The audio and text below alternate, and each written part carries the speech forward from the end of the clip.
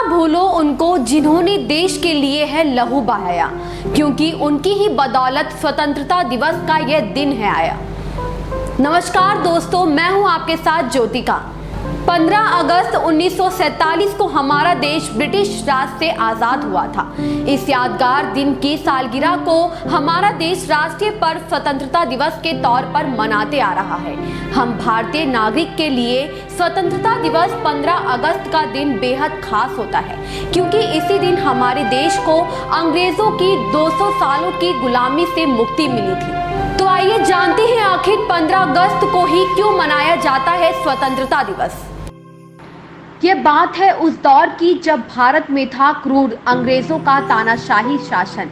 उस समय भारत के तत्कालीन वायसराय थे लॉर्ड लुईस माउंटबेटन, जिन्हें ब्रिटिश की संसद ने भारत में सत्ता हस्तांतरण करने की जिम्मेदारी सौंपी थी। इन बातों को भारत के अंतिम गवर्नर जनरल चक्रवर्ती राजगोपालाचारी के शब्दों में कहे तो अगर माउंटबेटन ने 30 जून का इंतजार किया होता तो उनके पास हस्तांतरित करने के लिए कोई सत्ता बचती ही नहीं। यही कारण था जिसके चलते माउंटबेटन ने अगस्त 1947 में ही यह दायित्व पूरा कर दिया।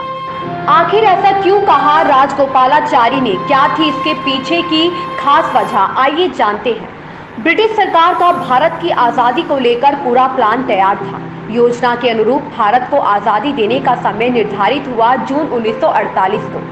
नए बने भारत के वायसराय लॉर्ड माउंटबेटन ने भारतीय नेताओं से मिलकर बात करना शुरू कर दिया था।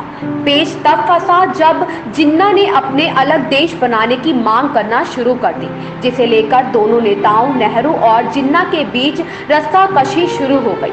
दोनों के बीच मतभेद बढ़ने लगे, जिसका असर देश के आम जनमानस पर काफी गहरा पड़ा। इतना ही नहीं, देश के कई हिस्सों में सांप्रदायिक झगड़े बहुत हद तक बढ़ने लगे। देश की स्थिति बिगड़ते देख आज़ादी 1948 की जगह 1947 को ही निर्धारित करने की बात तय हो गई। अब बात करते हैं 1947 में 15 अगस्त को ही क्यों चुना गया।